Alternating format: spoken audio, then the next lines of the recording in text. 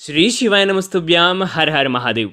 देखिए, कई लोगों को ऐसा लगता है कि धन ही सब कुछ है, लेकिन जब बसंत पंचमी का त्यौहार आता है, पर्व आता है, तब हमें माँ सरस्वती की याद आती है। और माँ सरस्वती ज्ञान की देवी है, विद्या की देवी है।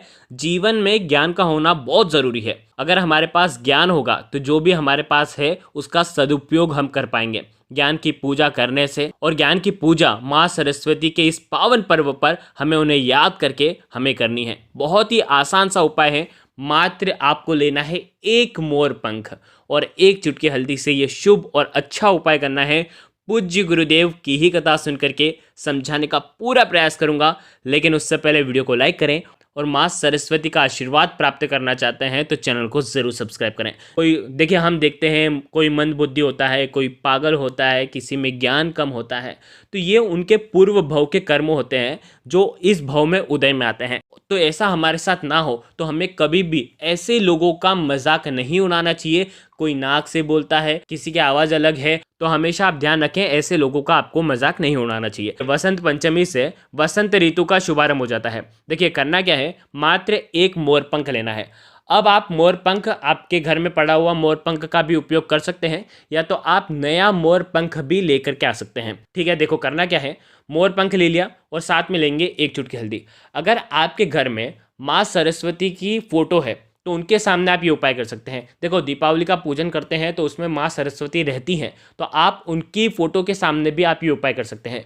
उनके सामने एक शुद्ध घी का दीपक जलाएं, जो कि होना चाहिए लंबी बाती का, और उसके अंदर घी होना चाहिए। ठीक है, और उसके अंदर भी एक चुटकी आपको हल्दी मिला देनी है। और उसके बाद क्या करना है, ये एक चुटकी हल्दी उनके सामने रखना, साथ में हल्दी के अंदर थोड़ा सा शुद्ध जल मिलाना, और साथ में आपको ये मोरपंख रखना है। ठीक है, सबसे पहले हल्दी कुमकुम से माँ सरस्वती को आपको टिक्की लगानी है। देखिए, यदि आपके पास ऐसी फोटो है जिसमें माता लक्ष्मी भी हो, माँ सरस्वती भी हो और गणेश जी भी हो, जो हम दीपावली के दिन पूजा करते हैं, अगर आपके पास ऐसी फोटो है जिसमें तीनों हैं, तो आपको तीनों को कंकु टिक्की से आपको सब जगह लगाना है। आ गई आपको बात समझ में? अगर सिंगल फोटो है माँ सरस्वती की तो केवल उनको ही आपको टिक्की और हल्दी का उपयोग करके, चावल का उपयोग करके आपको ये करना है। ठीक है, उनके सामने बैठ जाना। हो सके तो आज के दिन पीले रंग के वस्त्र पहनना, क्योंकि गुरुवार का दिन भी है और पीला रंग माता को बहुत प्रिय है। और आपको एक टुकड़े गुड़ का भोग लगाना चाहिए, माता को एक टुकड़े गुड़ का भोग लगाना चाहिए, या पीले रंग की कोई भी मिठाई है उनका भी आप भोग लगा सकते हैं। देखो करेंगे क्या, वहीं पर बैठ करके ओम एम नमः, ओम एम नमः इस मंत्र का जाप करना। जब मंत्र का जाप करेंगे तब आप जो मोर पंख लेकर के आए हैं, एक मोर पंख, उस मोर पंख के ऊपर आपको हल्दी के छींटे करने हैं। जो आप एक चुटकी हल्दी लाए हैं उसके अंदर आपने जल मिलाया है, हल्दी का छिड़काव जो है वो आपको मोर पंख पर करना है, ओम एम नमः का जाप करते हुए। एम माता सरस्वती का बीज मंत्र है, इसलिए या तो ओम एम सरस्वते नमः इस मंत्र का भी आप जाप कर सकते हैं। ये दो मंत्र हैं, 108 बार कम से कम जाप करना, और उसके बाद माँ सरस्वती से आपको प्रार्थना करनी है कि जीवन में ज्ञान बुद्धि विवेक बढ़े।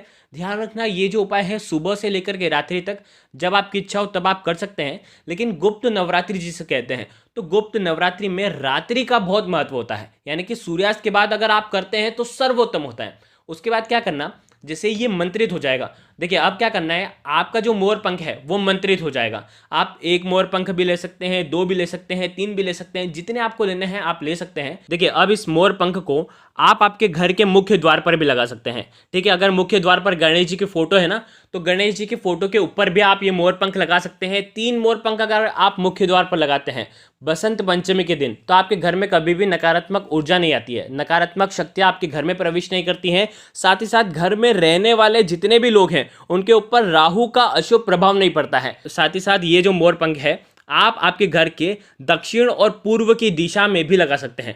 यदि आप ऐसी दिशा में लगाते हैं जिसे कहते हैं हम अग्निकोण, और अग्निकोण में अगर आप ये लगाते हैं तो आपके घर के हर एक सदस्य के ऊपर नवग्रह जो हैं वो प्रसन्न रहते हैं। और साथ ही साथ ये जो मोर पंख है, यदि आपके घर में जो बच्चे हैं वो पढ़ाई में कमज़ोर है, ज्ञानवान कम है, जो पढ़ाई लिखने में उनका मन नहीं लगता है, तो ये मोर पंख उनके कमरे में आपको लगाना है। उनके कमरे में कहाँ पर लगाएंगे, तो इस उपाय को करने से उनका ज्ञान बुद्धि विवेक बढ़ता है। ठीक है, साथ ही साथ ये जो मोर पंख है आप रख सकते हैं आपके पर्स में, या आप आपके दुकान के गले में भी रख सकते हैं, और आप जहाँ कहीं भी घर में धन रखते हैं वहाँ पर भी ये मोर पंख रख सकते हैं। ये उपाय केवल और केवल बसंत पंचमी पर ही किया जा सकता है। ध्यान रखना, ये जो बसंत पंचमी है बहुत ही दुर्लभ योग में ये, क्योंकि ये गुरुवार के दिन है। ये गुरुवार के दिन हल्दी और बसंत पंचमी का मोर पंख, यानी कि बहुत ही शुभ और लाभकारी ये उपाय सिद्ध होगा। जरूर इस उपाय को करना चूकना नहीं है। श्री शिवाय नमस्तुभ्यम। हर हर महादेव।